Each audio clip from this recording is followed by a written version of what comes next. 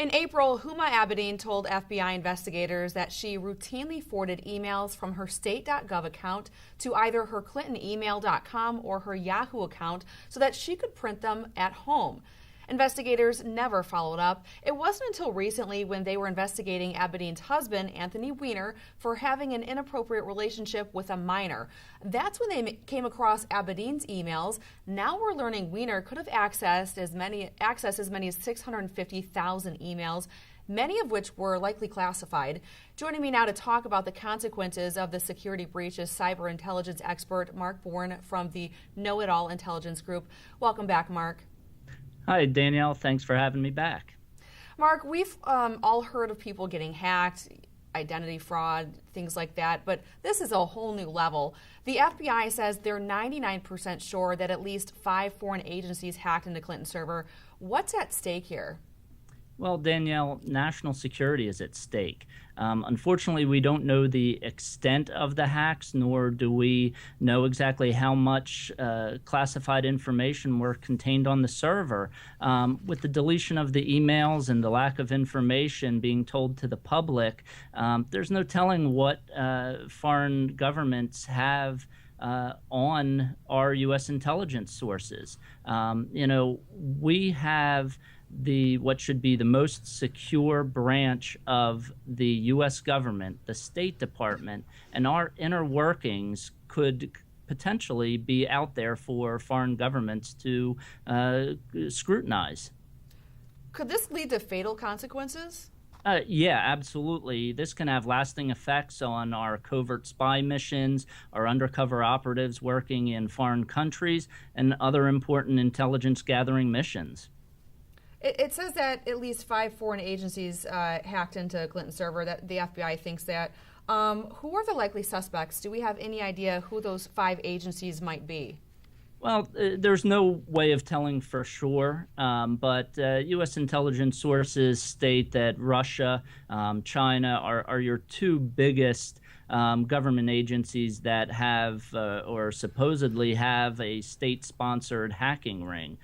So, a lot of the Eastern European countries can be traced to having hacking organizations.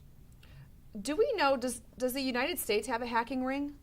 No one knows for sure, but as technology becomes more advanced, and government agencies keep records on servers and in the cloud, you can almost guarantee that the U.S. would have their own hacking ring. I mean, back in the day, they would build bugs into walls at embassies and on foreign soil. Today, you could be sitting across the country in front of a computer and hacking in. So if I had to take a bet, I would say yes, the U.S. does have their own hacking organization. Fascinating. Could these foreign agencies that hacked into Clinton's server, is it possible that they're holding on to a lot of this information, waiting for Clinton to take office, and then use it to blackmail her? Absolutely. Just from seeing what emails have been released by WikiLeaks showing potential pay-to-play between the State Department and the Clinton Foundation, they always say where there's smoke, there's fire. So foreign agencies could be saving the most damaging information and could possibly use this should Secretary Clinton become president. I mean, foreign governments are always looking for bargaining chips, whether it's hostages, oil, intelligence, or in this case, Secretary Clinton's damaging emails. And as we know, she's used money as leverage, and now maybe these emails might be in replace of that. Anthony Weiner has a reputation for being reckless, among other things. We know he did not have security clearance to access potential classified information. It's unclear what information he did come across, but there are reports that he was having online relationships with as many as 200 people. Could they have used Weiner to access those files and emails on his laptop? Look, I have a huge problem with the Anthony Weiner, Huma Abedin, and Secretary Clinton connection. When you work in sensitive positions within the federal government, you're given polygraph tests, you're giving testing on moral turpitude. And the reason being is because they want to make sure there's nothing in your background that can be used against you to blackmail you into giving U.S. government secrets. So here we have Anthony Weiner, who is married to Huma Abedin, who is Secretary Clinton's close confidant and also the Deputy Secretary of the Department of State during her time. His addiction to sex and sexting first came to public light back in 2011. And I think this is when potentially hackers could have made him a target. It's been revealed that Huma Abedin would regularly forward her State Department emails to her personal Yahoo account. Well, where is her personal Yahoo account? On the laptop that her and Anthony Weiner shared. So if a hacker would think about this, they could easily catfish Anthony Weiner, posing as a sexy female, engaging him into conversation. Next thing you know, they're sending over a picture that is embedded with a Trojan horse. Once Anthony Weiner clicks on that attachment and opens it up, the Trojan horse is then deployed into the laptop and sits in wait until the hacker gives it its next command. And it basically could make the entire contents of the laptop vulnerable, down to recording every single keystroke that is made on that laptop. Wow, so those hackers could have potentially seen quite a bit of interesting things there. Exactly.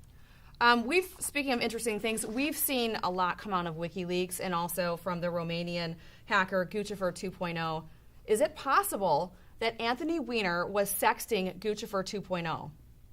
Absolutely. As he quotes on the Guccifer 2.0 website, he says that a chain is only stronger than its weakest link. And I believe that Secretary Clinton's weak link was Anthony Weiner. So, if you look at the probability of where these emails came from, not only from the DNC that was hacked, but I think the FBI is going to potentially realize that this laptop was vulnerable. Wow. Recently leaked emails from WikiLeaks and Guccifer gave us a behind-the-look scene at the Democratic Party. It's not pretty. Hacking is illegal, but voters do deserve to know what our politicians are up to. As a security expert, where do you stand on this issue? It's kind of a gray area because, yes, it is illegal, and you don't want to give these hackers ammunition and celebritize what they're doing. But on the other hand, the things that they are bringing out need to be brought out into the public eye because it does have the air of being potentially illegal. And sometimes that's what it takes to open up an investigation of this magnitude. And I think we're only at the very beginning of this. That's true. Guccifer said he hacked the Clinton Foundation server and downloaded hundreds of thousands of documents in donor databases because Clinton and her staff were so careless. Guccifer says on his blog it was just a matter of time to gain access to the Clinton Foundation server. And really, Clinton only has herself to blame. And then you also mentioned their weakest link there, Anthony Weiner.